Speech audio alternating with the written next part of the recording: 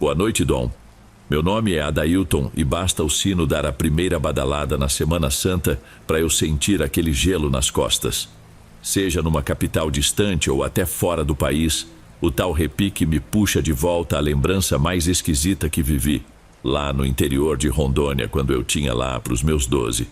Todo ano meus pais me enfiavam no carro e partíamos pelas estradinhas de chão batido para visitar o velho, meu avô materno, dono de um sítio que ficava a mais de 3 horas da sede do município. A poeira subia feito neblina e a gente ainda cruzava umas pontes de madeira que rangiam como porta antiga, mas eu adorava a aventura. Chegando lá, o lugarejo ficava aceso de fé.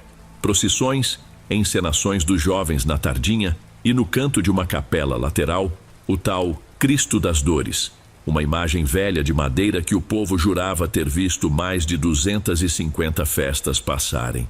Diziam que mexer nela, restaurar qualquer rachadura, seria apagar sua própria história. Na tarde da Quinta-feira Santa, acompanhei meu avô até o pátio da igreja. Um grupo tentava pôr o Cristo numa base nova. Vi 6 homens suando em bicas ao redor da imagem. Zé Bento, cabra forte que só, resmungou. Está mais pesada do que no ano passado. Não tô conseguindo mexer. O povo fingiu que era só cansaço, mas o ar ficou pesado de verdade.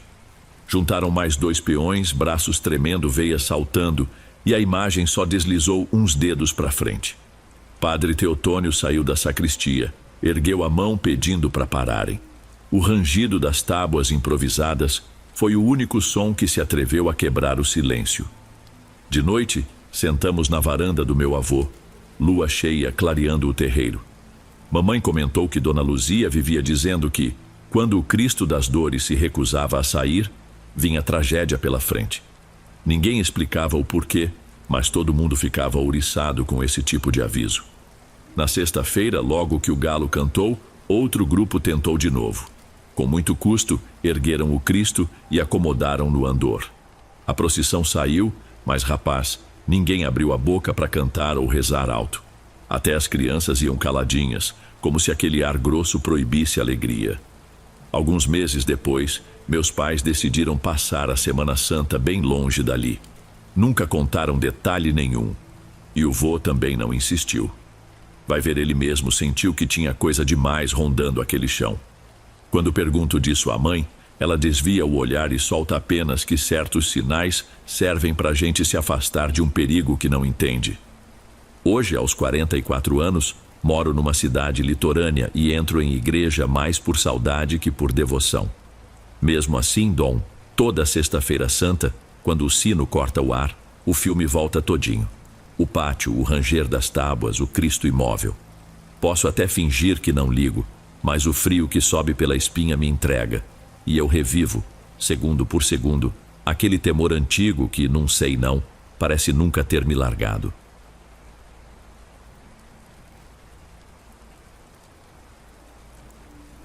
Antes de irmos para o próximo relato, verifique se você já está inscrito aqui no canal e se já ativou o sino de notificação para receber as próximas histórias. Aprecio sua companhia e seu apoio faz toda a diferença. Bem, vamos continuar.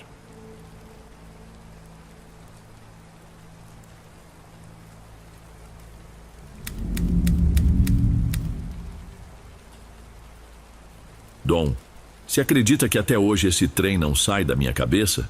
Eu sou o Miguel, mineiro lá das bandas de um município histórico cravado entre morros e igrejas centenárias. Já se passaram anos, mas basta a Semana Santa se aproximar que o cheiro de incenso e pedra úmida volta a me alcançar, como se eu ainda pisasse naquelas ladeiras de pedra fechadas fora de época de festa. É engraçado, todo mundo some, mas poucos dias antes da Sexta-feira Santa, o povo retorna em peso, as igrejas abarrotam, os sinos batem sem descanso e as procissões sobem e descem como formigueiro em dia quente. No meio desse rebuliço sagrado, contudo, rondam histórias sombrias que só quem cresceu ali entende.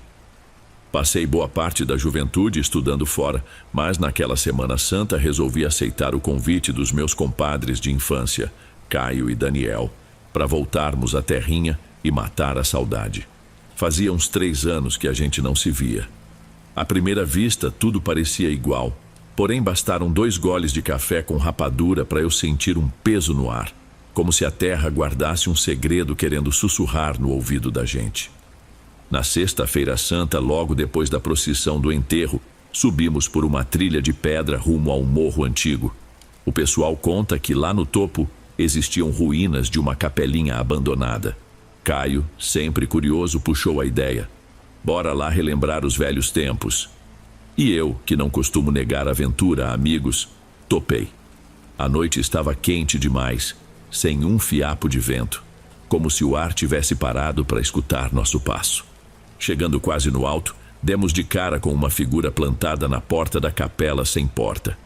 Um homem envolto num manto preto, cabeça baixa, braços colados ao corpo, a postura de quem paga a promessa. Ninguém soltou um pio. Minhas pernas travaram, eu queria recuar, mas fiquei ali, feito raiz em pedra. Num movimento único, o sujeito deslizou para o lado, encostou a mão naquele muro rachado como se fosse altar. Depois virou-se e sumiu na escuridão mais adiante. Fiquei sem ouvir nem o próprio coração até Caio sussurrar. Vocês viram esse trem também, né? Assenti só com o queixo. Daniel, o cabra mais cético que conheço, estava branco como vela. Mesmo assim, seguimos o rastro daquela sombra, mantendo distância. Quando chegamos ao ponto onde devia ter pegadas, não havia nada. Chão intacto, silêncio grosso. Voltamos para a pousada quietos. Caio e Daniel cochilaram mal. Eu nem preguei o olho. Ao nascer do sol, resolvemos buscar explicação. Lembramos da dona Silvia, professora de história que coleciona causos da região. Fomos à casa dela, perto da pracinha, onde o sino da matriz bate meio desafinado. Vocês estão parecendo alma penada, reparou ela, servindo café coado na hora. Contamos tudinho. Ela fechou o semblante e falou: há muito tempo escuto falar de uma irmandade esquisita que se reúne nesses morros na sexta-feira da paixão. Uns dizem que misturam oração com ritual antigo, meio pagão. Disse ainda que chamam o vulto de o andarilho da penitência e que cada vez que ele aparece, alguma tragédia visita a região. Um acidente inexplicável, uma doença repentina. Outros juram tratar-se de gente de carne e osso, mantendo tradição às escondidas. Tentamos curtir o sábado ajudando nos preparativos da Aleluia, comendo pão de queijo quentinho e conversando com parentes, mas a lembrança daquele silêncio grudado no morro não largava da gente. À noite, Caio batia o martelo, certeza de coisa sobrenatural. Daniel insistia que era alguém vivo fazendo ritual obscuro. Eu só sentia que tinha presenciado algo que talvez não me fosse permitido. Hoje, toda vez que fecho os olhos, vejo o capuz negro encobrindo o rosto daquele homem e um calafrio escorre da nuca até a sola do pé. Não sei se era alma penada ou membro de irmandade ancestral.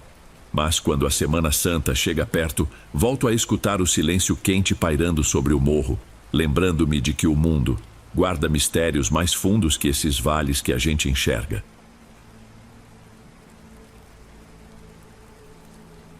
Se estiver gostando dos relatos, não se esqueça de já deixar o seu like, ele é muito importante.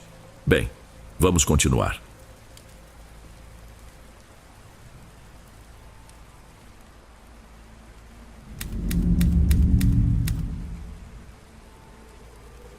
Boa noite, Dom. Talvez o que eu conte não faça ninguém perder o sono, mas eu precisava dividir isso.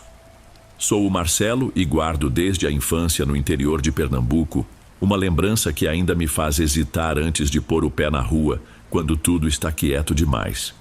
Na esquina da nossa casa vivia o seu Bento. A gente tratava aquele velho como se fosse parente. Lá estava ele, dia sim, dia também, sentado num banquinho de madeira, boné surrado na cabeça e uma xícara de café bem forte na mão, mesmo quando o calor castigava. Adorava falar dos causos do sertão, mas só puxava assunto de assombração quando quase ninguém estava por perto. Você não vai mais nas procissões? Não vou, não. Foi então que ele confidenciou que quando tinha pouco mais de 20 anos, morou numa casa encostada à rota da grande procissão que subia da matriz até a capela no alto do morro. Por vários anos, Antes de o sol nascer na Sexta-feira Santa, ele ouvia passos lá fora. Muitos, cadenciados, arrastados, como se um grupo marchasse na escuridão. Não era hora de celebração nenhuma. Não havia canto nem conversa, só aquele barulho que atravessava a frente da casa e seguia rumo ao morro. Outros vizinhos também ouviam, mas evitavam comentar. Murmurava-se que era uma procissão invisível, talvez o reflexo do cortejo de verdade. Houve quem dissesse que, em outros tempos, animais sumiam, ou gente adoecia logo depois de os passos ecoarem, embora nada tão grave quanto o que viria depois. Certo ano, um rapaz apelidado de Murilo desapareceu pouco depois de ajudar nos preparativos da Quinta-feira Santa. Viram-no pela última vez no começo da noite, exausto, indo se deitar cedo. Uma vizinha jurou ter notado no meio da madrugada a porta dele abrindo devagar e o mesmo tropel abafado tomando a rua. Vasculharam toda a região e não acharam sinal nenhum dele. Alguns garantiam ter visto o rapaz subindo o morro na escuridão, mas ninguém confirmou. Seu Bento carregou um sentimento misto, culpa por não ter alertado Murilo e alívio por ter obedecido à voz que, anos antes, o impediu de seguir aquele cortejo. Dizia que aquele som de passos vinha escolher quem sumiria, mas quase nunca era alguém da mesma quadra. Por isso, pouca gente ligava uma coisa à outra.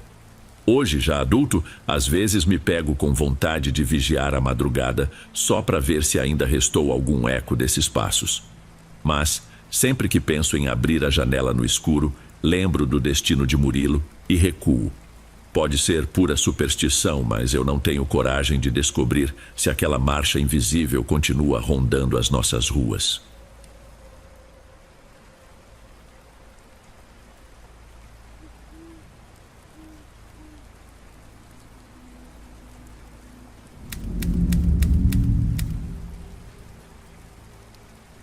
Boa noite, Dom. Meu nome é Marcelo Santana e até hoje ainda me arrepio quando penso no que me aconteceu aos 12 anos. Naquele tempo eu morava com minha mãe e meus avós num vilarejo bem pequeno, no interior do Piauí, onde a vida seguia devagar, apesar de todas as carências da comunidade. Naquele ano, o telhado da igreja da praça principal estava tão comprometido pelas infiltrações que o padre avisou. Se tudo não fosse consertado até a sexta-feira, não haveria missa no domingo de Páscoa. Para a gente, isso simplesmente não existia. Todo mundo se mexeu. Minha avó, Dona Irene, me escalou para integrar o grupo que passaria de porta em porta pedindo qualquer coisa que servisse. Um punhado de pregos, algumas ripas de madeira, o que fosse. Como eu era um dos mais novos, me coube visitar casas mais afastadas, quase na beirada do matagal que cercava a região. Sempre de manhã cedo, para não preocupar minha família. Entre essas casas havia uma que botava medo em qualquer cristão. Paredes cheias de rachaduras e um portão de madeira que rangia até com o vento mais leve. Diziam que ali morava Dona Matilde, uma senhora solitária que vivia falando sozinha e evitava todo mundo. Uns juravam que ela já tinha passado um tempo em sanatório. Outros falavam que fora excomungada. Ninguém tinha certeza de nada. Só lembro do aperto no peito quando andei pelo corredor estreito até a porta. Quem está aí? Sou eu, Marcelo. Vim buscar doações para consertar o telhado da igreja. A porta se escancarou e a velha avançou, dedo em riste bem perto do meu rosto, os olhos inflamados de raiva. Não ousem trazer nada desse povo enganador. Fora daqui! Em seguida despejou um monte de palavras desconexas, chamando o padre de traidor. Fugi correndo, morrendo de medo. Quando contei ao resto dos voluntários, a maioria disse que eu não devia ligar. Ela era só uma mulher perturbada. Só que depois desse dia passei a notar algo estranho. Sempre que eu seguia pela estrada, sentia um olhar grudado nas minhas costas. Às vezes, enxergava uma figura curvada atrás das árvores e tinha certeza de que era Dona Matilde, parada quase se confundindo com as sombras. Na noite da Sexta-feira Santa, perdi o sono por causa de gritos abafados lá fora. Espiei pela janela do quarto e meu corpo inteiro travou. A velha estava coberta de manchas escuras, puxando um saco encharcado que parecia se debater, pesado demais para alguém tão frágil. Mesmo assim, Ela arrastava aquilo com uma força que não batia com o tamanho dela. Ela berrava palavras que eu não entendia e, por um instante, senti o chão vibrar de leve. Na manhã seguinte, saí perguntando de porta em porta se alguém tinha perdido algum bicho ou objeto. Seu Joaquim comentou o sumiço de um bode preto, famoso por fugir da cerca, mas ninguém relatou mais nada. Desesperado, corri até o padre Rogério e contei tudo. Ele me ouviu sério e, no fim, apenas disse: "Filho, não volte àquela casa. Chamei alguns homens para ver o que se passa lá, mas não encontramos nem a mulher nem o animal. Há culpas que não cabem a nós aliviar." Depois disso, fez o sinal da cruz na minha testa, como quem tenta proteger, não só aconselhar. Daquele dia em diante, ninguém mais viu Dona Matilde pelo vilarejo. Uns falam que ela se enfiou no matagal. Outros, que parentes distantes a levaram embora. A verdade é que nunca descobrimos o que havia dentro daquele saco, nem o que motivou tanta fúria. Até hoje, sempre que um som estranho corta a noite, me vem a imagem do rosto transtornado de Dona Matilde e da última vez em que a vi arrastando aquele volume misterioso.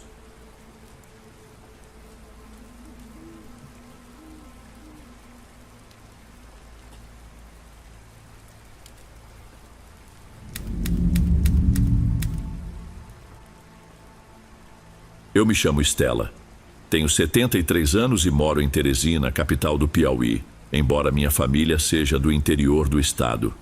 Depois que meu marido partiu e meus 2 filhos seguiram seus caminhos, os dias passaram a se arrastar. Nas madrugadas, costumo ouvir programas de histórias misteriosas, mas nunca pensei em contar a minha. Quando eu tinha perto de 9 ou 10 anos, houve uma noite de orações comunitárias em homenagem ao santo padroeiro. Era o começo do período chuvoso, mas, naquela data, uma cerração espessa cobriu o vilarejo onde eu morava com meus pais. Uns diziam que aquilo era mau presságio, enquanto o padre insistia para que rezássemos com ainda mais fervor. Para mim, era tudo pura curiosidade, até o momento em que o nevoeiro me engoliu. Eu seguia na procissão ao lado da minha mãe e do meu cachorro, Tico, um vira-lata que não desgrudava de mim. De repente percebi que ele não estava mais por perto. "Mãe, o Tico sumiu." Minha mãe, aflita, mandou que eu ficasse colada nela. Mesmo assim, não consegui. Dei alguns passos para trás, chamando o bichinho. Nesse instante, ouvi um ganido distante, abafado como se viesse de dentro de um cobertor grosso. Segui o som, encontrei Tico tremendo e, quando o peguei nos braços, ele soltou apenas um chorinho contido. Levantei o olhar e não havia sinal de velas nem de cantos. Só uma penumbra estranha e silêncio. O ar estava tão pesado que minha respiração virava pequenas nuvens. Mas, curiosamente, eu enxergava com nitidez alguns contornos humanos passando mais adiante, como se a névoa abrisse fendas de luz. Caminhei em direção àqueles vultos. Vi figuras parecidas com gente que eu conhecera. Algumas mortas havia anos, como Dona Almerinda, que falecera quando eu tinha 7 anos. Tico esticou o pescoço e latiu forte, diferente do ganido anterior, como se percebesse algo que eu ainda não via. No meio daquela multidão silenciosa, reconheci minha avó Luzia, morta no ano anterior. Ela me encarou séria e levantou a mão, fazendo um gesto claro para que eu voltasse. Naquele instante, o tempo pareceu se alongar. Eu sentia como se estivesse ali havia horas, embora soubesse que só tinham se passado alguns minutos. O latido de Tico ecoou outra vez e me despertou. Girei o corpo e corri sem pensar até alcançar a rua principal. Lá, minha mãe me abraçou, chorando. "Procurei você por quase 30 minutos, Estela. Onde você se meteu?" Nunca mais falei daquela procissão silenciosa. Guardei o ocorrido como um segredo, temendo julgamentos ou interpretações sombrias. Agora, com o peso dos anos, acredito que certas visões não devem ser ignoradas. Quando a morte se aproxima, talvez seja comum enxergar quem já partiu. Deixo este relato para que ninguém duvide do que pode existir entre a vida e o fim.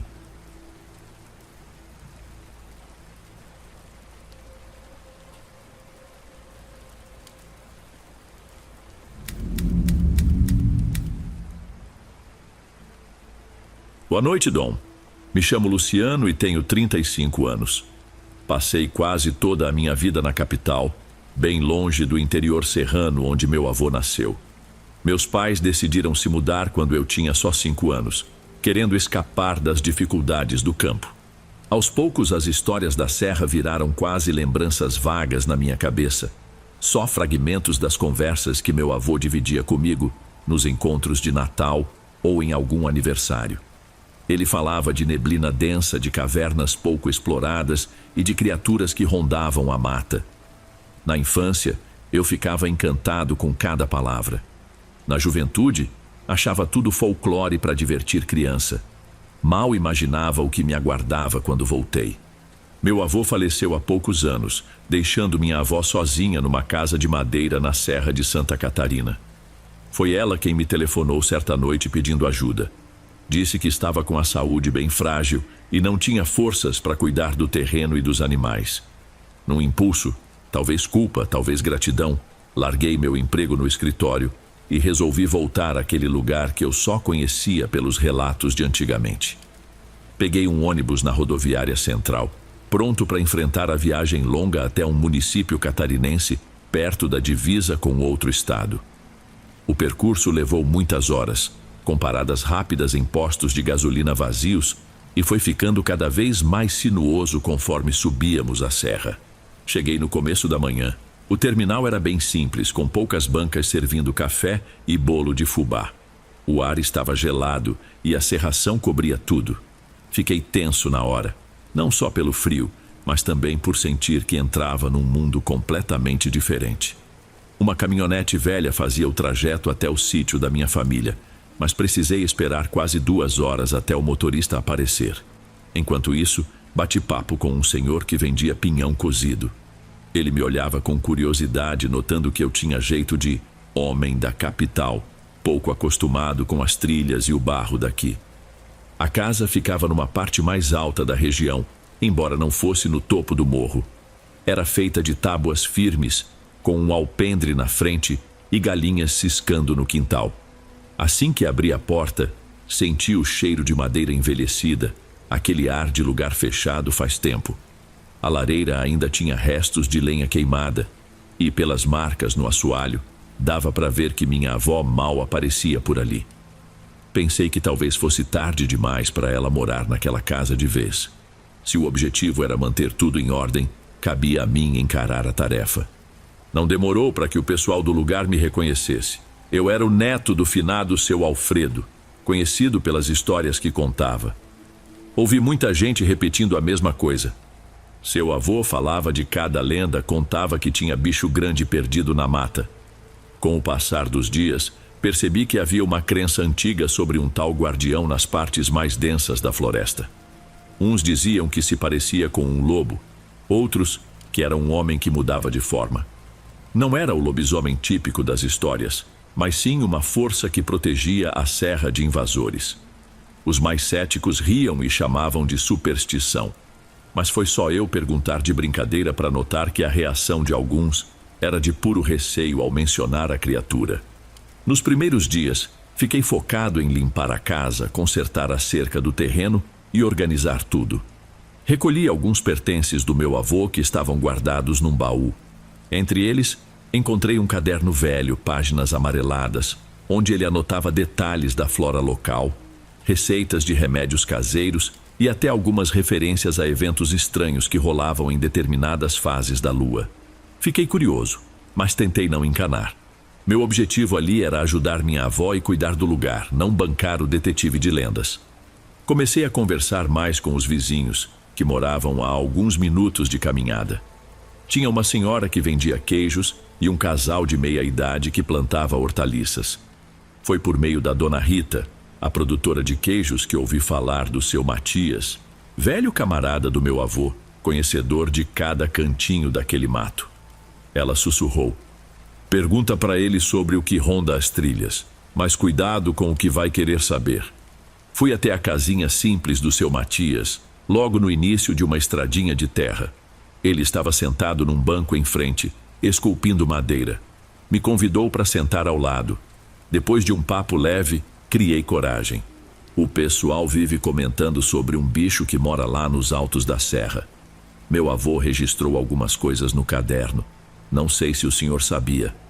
Ele levantou os olhos e balançou a cabeça sem demonstrar surpresa. Pois então, seu Alfredo e eu rodamos muito por lá. Aquela serra é cheia de mistério. Dizem que tem um guardião que não vai com a cara de invasor, ainda mais se for gente metida a valente. Pode ser história, mas já sumiu gado, cachorro, até pescador, que nunca mais apareceu. Ninguém explica direito. Fiquei com um aperto no peito. Não que eu acreditasse de cara, mas o tom dele era sério. O senhor já viu alguma coisa? Ele olhou para as próprias mãos e suspirou. Prefiro dizer que senti. Barulho estranho, pegadas enormes perto do riacho. Uma vez até ouvi uns uivos de madrugada. Não passo disso. Se existe ou não, é você que decide. Depois desse papo, comecei a prestar atenção nos sons da mata ao redor da casa. Durante o dia, tudo parecia normal. Pássaros, vento, o galo cantando. Mas de noite, o silêncio era cortado por ruídos estranhos. E o vento passava com um chiado pelas frestas da janela, quase como se alguém cochichasse lá fora. Achei que parte da minha inquietação era por causa da mudança radical de ambiente. Mesmo assim, eu acordava no meio da madrugada sentindo um desconforto que não me deixava sossegar. Não chegava a ser um pavor completo, mas me tirava o sono. Num fim de tarde, enquanto recolhia lenha atrás do curral, notei umas pegadas na terra úmida. De início, achei que fosse de algum cão grande, mas olhando com mais cuidado, reparei que estavam bem espaçadas e bem fundas, com garras marcando a lama de um jeito incomum. Meu coração disparou. Pensei em chamar alguém para ver, mas já estava quase anoitecendo, e eu preferi só tirar uma foto com o celular. A luz fraca deixou a imagem meio ruim. Mesmo assim, dava para ver claramente as marcas. No dia seguinte, mostrei para o seu Matias. Ele olhou em silêncio, franziu a testa e me devolveu o celular. Isso aí não é de cachorro nem de javali, sussurrou. Melhor você tomar cuidado. As palavras dele ficaram martelando na minha cabeça mais do que a própria foto. Com o tempo, fui me habituando à rotina local. Acordava cedo para tratar das galinhas, fazia compras num mercadinho simples e, nos fins de semana, ajudava a consertar cercas nas propriedades vizinhas. A hospitalidade do pessoal era notável, mas volta e meia surgia a conversa sobre o tal guardião, às vezes em tom de brincadeira, às vezes como um aviso. Certa tarde, apareceu um rapaz chamado Gabriel, que trabalhava como lenhador vendendo lenha já cortada. Enquanto fechávamos negócio, ele me soltou. Ouvi que você anda perguntando sobre as histórias que seu avô contava. Tá mesmo atrás desse bicho? Só curiosidade, tentei disfarçar. Então vou te dizer, não suba sozinho para as trilhas mais altas, principalmente depois do pôr do sol. Tive um amigo que sumiu tentando caçar lá em cima. Quando acharam a barraca dele, estava toda rasgada por alguma coisa maior que um lobo. Vai ver, era um urso fugido de algum canto, mas aqui ninguém vê urso, né? Ele deu uma risada meio sem graça. No fundo, todos sabíamos que o urso não é bicho típico dessas bandas. Mesmo assim, aquela história ficou na minha cabeça. As noites chegaram cada vez mais frias e úmidas, fazendo a madeira da casa estalar. De vez em quando, minha avó ligava querendo saber como iam as coisas, e eu evitava falar das situações sinistras. Ela disse que não viria tão cedo para o sítio, pois precisava continuar o tratamento médico na cidade. Eu sentia um certo peso no peito, como se a responsabilidade de manter tudo ali fosse só minha. Inclusive, qualquer segredo que a serra guardava. Num sábado à noite, participei de um pequeno encontro comunitário na propriedade do seu Matias. Fizeram uma roda de conversa em volta de uma fogueirinha. Umas 10 pessoas vieram. Enquanto observávamos o fogo, arrisquei a pergunta que estava me rondando há tempos. Vocês acreditam de verdade nesse protetor da serra que consegue mudar de forma? O pessoal se entreolhou. Dona Zilma, que tinha cabelos grisalhos e compridos, foi quem respondeu. Meu finado pai sempre disse que era um homem fera que rondava a floresta nas noites de lua cheia. Não é aquele lobisomem das histórias antigas, mas algo que protege a terra de quem não respeita a natureza. Tem gente que jura ter visto pegadas do tamanho de um pé humano, só que com unhas afiadas. comentou o Antônio, dando um gole de cachaça. Toda região tem umas histórias dessas, né? Interrompeu um rapaz mais novo. Para acreditar de verdade, só vendo. Depois de um momento de silêncio, seu Matias pigarreou. Não sei se existe, mas se vocês ouvirem uivos estranhos e virem umas luzes perto das rochas, o melhor é rezar e voltar para casa. Fui dormir com a cabeça a mil. Lembrei do caderno do meu avô, das pegadas, do vento que parecia sussurrar à noite. Então decidi conferir as coisas pessoalmente e me planejei para explorar a trilha que subia até um lugar chamado Pedra Alta. Eu não queria ir tarde demais, mas também queria ter a chance de ver algo, se é que existia alguma coisa lá. Talvez eu encontrasse uma resposta, sem me meter em confusão. Reconheço que foi bem inocente. Na quinta-feira seguinte, saí de casa logo após o almoço com uma mochila cheia, lanterna, água, pão e um casaco grosso. O céu estava aberto, me dando coragem. A trilha começou tranquila, passando por pinheiros altos e acompanhada pelo barulho de um riacho. Subi por umas 2 horas, atento a tudo, e só vi aves e as sombras das árvores. Nada fora do comum. Perto das 5 da tarde, notei que o sol começava a se esconder atrás das montanhas. Resolvi dar meia volta, porque ainda precisava descer bastante. Foi nesse momento que, por entre a folhagem, enxerguei algo se mexendo de um jeito furtivo. Apontei a lanterna e vi 2 reflexos brilhando no escuro. Eram olhos. Pensei que fosse um cachorro, mas, ao ouvir um grunhido abafado, me deu um gelo na hora. A silhueta parecia alta demais para ser só um cão. Não era um monstro gigante, mas certamente maior que qualquer bicho doméstico que eu conhecesse. Nós ficamos imóveis por alguns segundos eternos, meu coração quase saltando pela boca. De repente, a criatura virou de lado e sumiu na escuridão, deixando só o barulho das folhas se mexendo. Fiquei parado, tentando me acalmar, e depois desci o caminho o mais rápido que consegui, quase caindo umas 2 vezes. Cheguei em casa já de noite, pingando de suor e olhando para trás a cada estalo de galho. Mas nada me seguiu. No dia seguinte, ainda assustado, contei tudo para o seu Matias. Ele escutou e no final disse: se você viu e não foi atacado, talvez ele só quisesse ver se você representava algum perigo. E agora, o que eu faço? Leva a vida, não sai por aí falando desse encontro. Tem gente que pode querer caçar esse bicho e aí a coisa fica feia.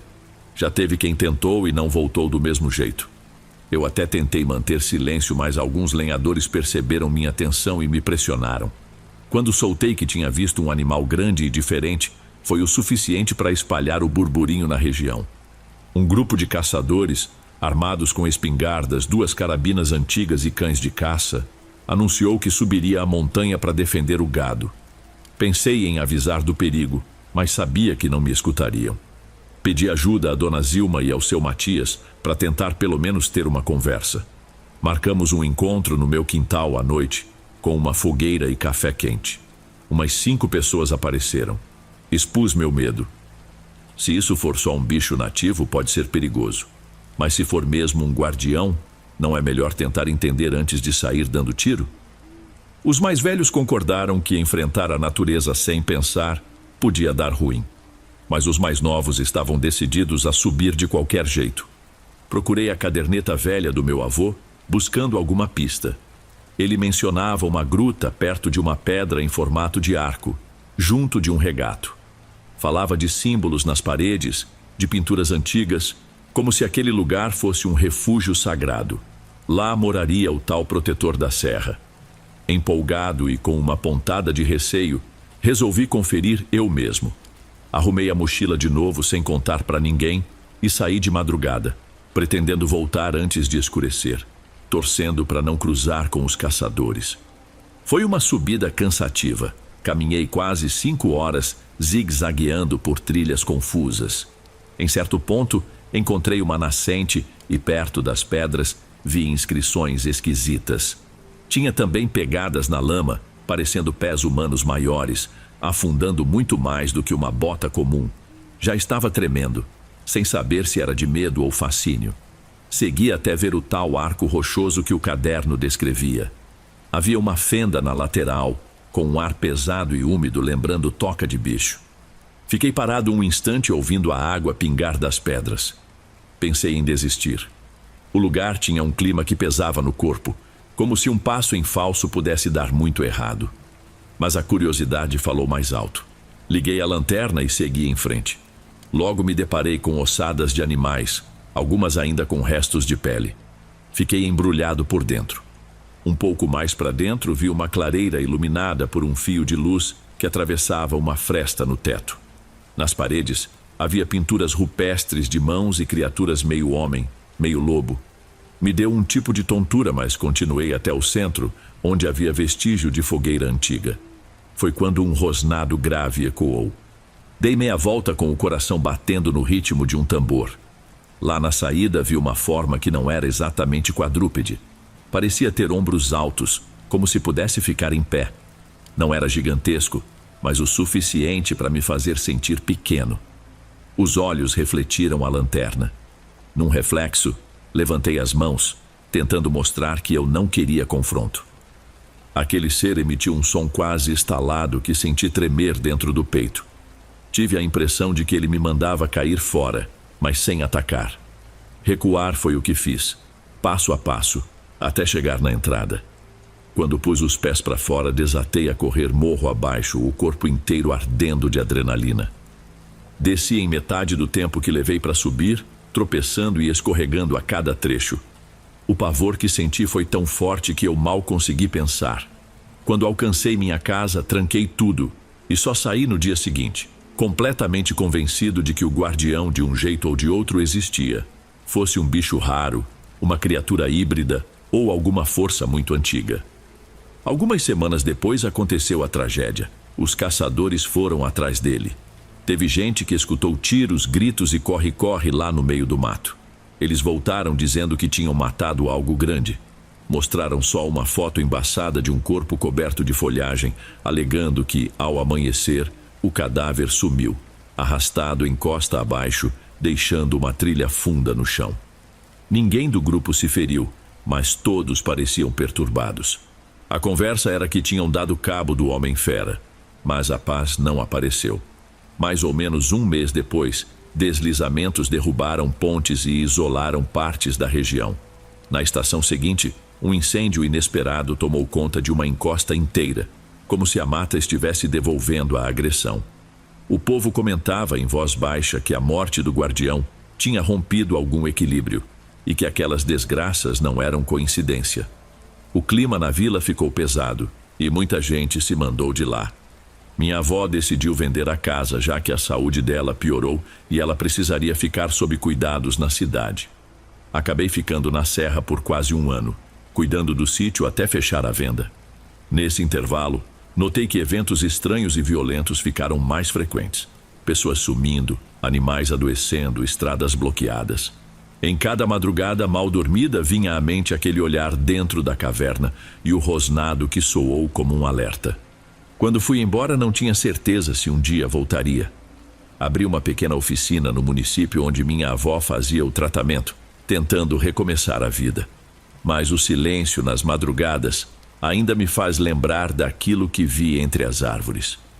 Fico me perguntando se enfrentamos algo sobrenatural ou apenas acabamos com uma espécie desconhecida e indefesa, deixando a natureza descompensada. Seja como for, aquela serra nunca mais foi a mesma, e eu também não.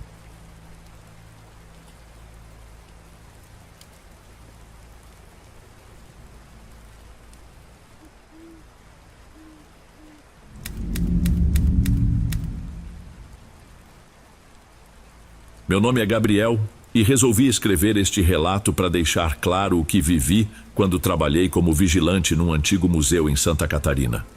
Consegui aquele emprego por ser o mais experiente na empresa de segurança e também pelo meu histórico em situações de risco. Pouquíssima gente consegue aguentar a vigilância noturna ali por muito tempo, e quem larga costuma dizer que foi por problemas de saúde ou motivos pouco explicados.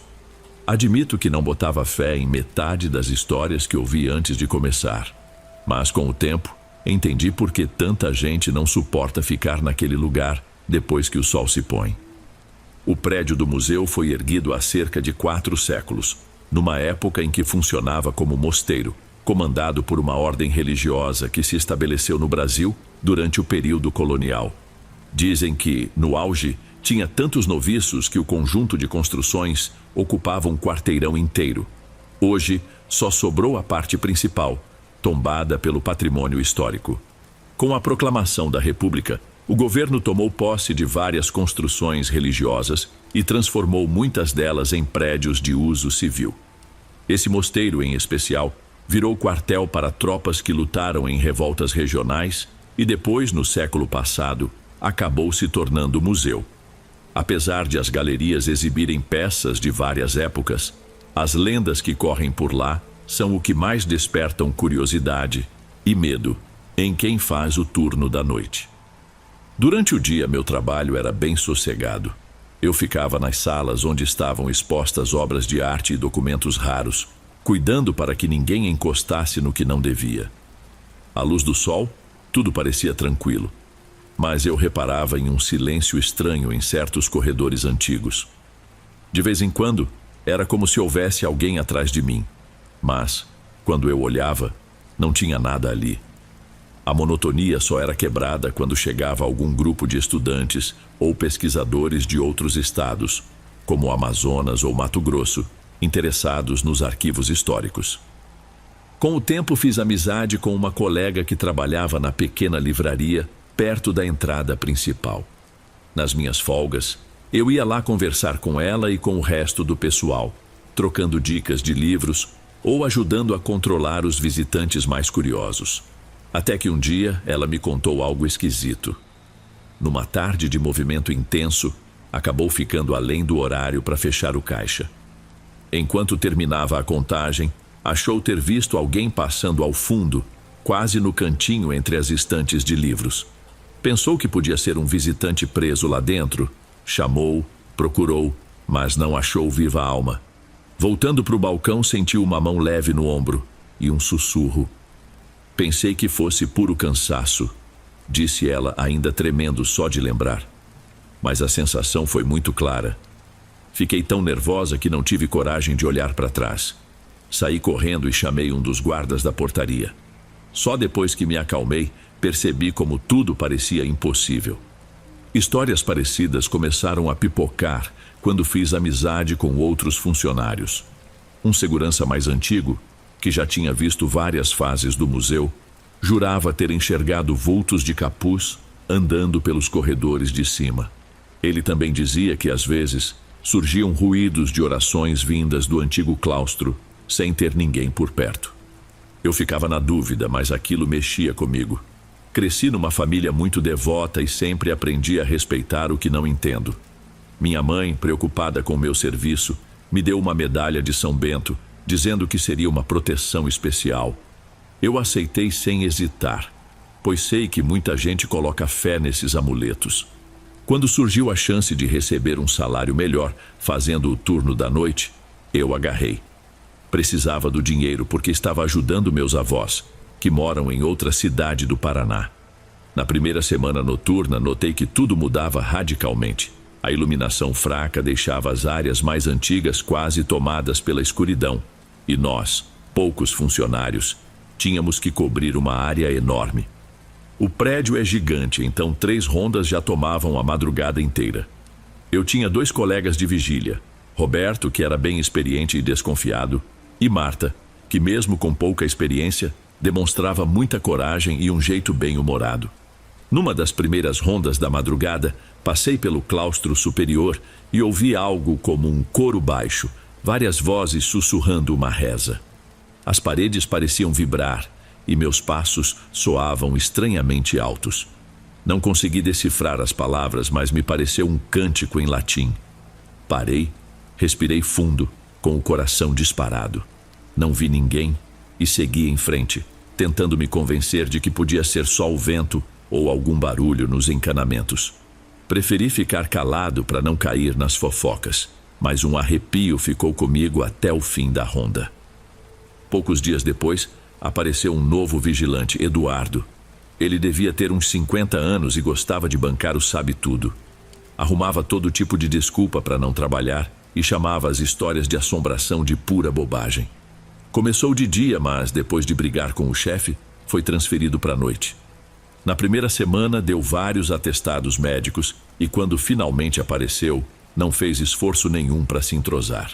Mostrei para ele como a gente dividia as áreas que cada um deveria percorrer, e Roberto e Marta também reforçaram que precisava cuidar de todos os cantos para evitar furtos, principalmente nos lugares onde a luz falhava. Eduardo não deu bola. Umas 2 horas depois que o museu fechou, fui checar o pátio interno no térreo e lá estava ele, encostado num banco de madeira, de braços cruzados, praticamente dormindo. Pensei em chamá-lo, mas desisti. Achei que mais cedo ou mais tarde, o próprio museu se encarregaria de mostrar a ele que ali não era lugar para descaso, como já tinha acontecido com outros que não levaram as histórias a sério. Perto de 3 horas da madrugada, ouvimos um grito que ecoou pelos corredores vazios. Parecia vir do pátio interno. Marta veio correndo de um lado e Roberto surgiu ofegante pelas escadas que davam no claustro superior. Achamos Eduardo estirado no chão, se debatendo, chutando o ar. O rosto dele estava pálido, os olhos quase fechados. Ele só parou de gritar quando Roberto segurou seus ombros para tentar acalmá-lo. "O que aconteceu?" perguntei, ainda sentindo o coração disparado. Demorou para Eduardo conseguir falar. Quando finalmente se explicou, disse que tinha cochilado e, de repente, sentiu algo agarrar seus tornozelos e arrastá-lo para o meio do pátio. No escuro, afirmou ter visto uma figura parada vestida de branco, mas não dava para enxergar o rosto. Achou que a gente estivesse pregando uma peça, mas quando tentou se levantar, viu que a tal figura ainda estava lá, só olhando, em silêncio. Aterrorizado, gritou de novo, e foi nessa hora que nos ouviu chegar. O supervisor, sabendo do que rolou, tirou Eduardo do turno da noite na mesma hora, alegando que ele não tinha condições de se adaptar ao serviço. Naquela mesma madrugada, Eduardo juntou as coisas e foi embora apressado. Não tivemos mais notícias dele por um tempo, mas ouvi dizer que depois do susto, ele teve problemas de saúde e precisou de acompanhamento médico. Não sei se foi a pressão de enxergar o que não entendia ou alguma doença que já tinha. O fato é que os funcionários mais antigos não estranharam. Para eles, Eduardo não respeitou o lugar e acabou levando um aviso duro. Com as semanas passando, continuei fazendo minhas rondas. Vez ou outra, eu notava uma sombra se mexendo de forma estranha, ou escutava um sussurro sem sentido, ou sentia um calafrio em áreas antes tranquilas. Mas nunca cheguei perto do que aconteceu com Eduardo. Muita gente tem suas teorias. Dizem que algumas energias se manifestam de acordo com a sensibilidade ou a arrogância de cada pessoa. Eu mantive a medalha que minha mãe me deu, rezava baixinho quando percebia algo pesado no ar e tentava tratar aquele ambiente com respeito. Acredito que um dia viveram ali pessoas muito religiosas.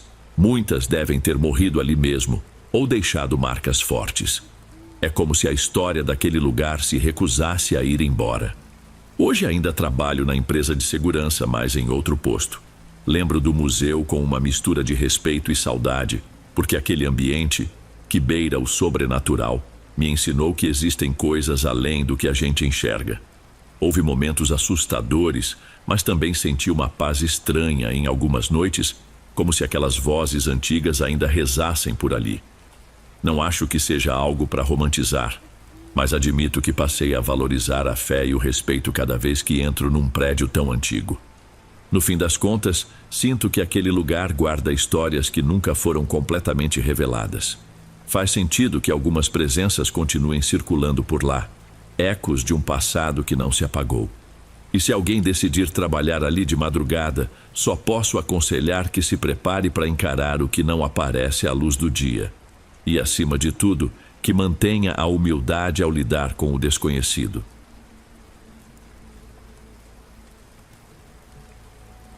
Bem, amigos, esses foram os relatos de hoje.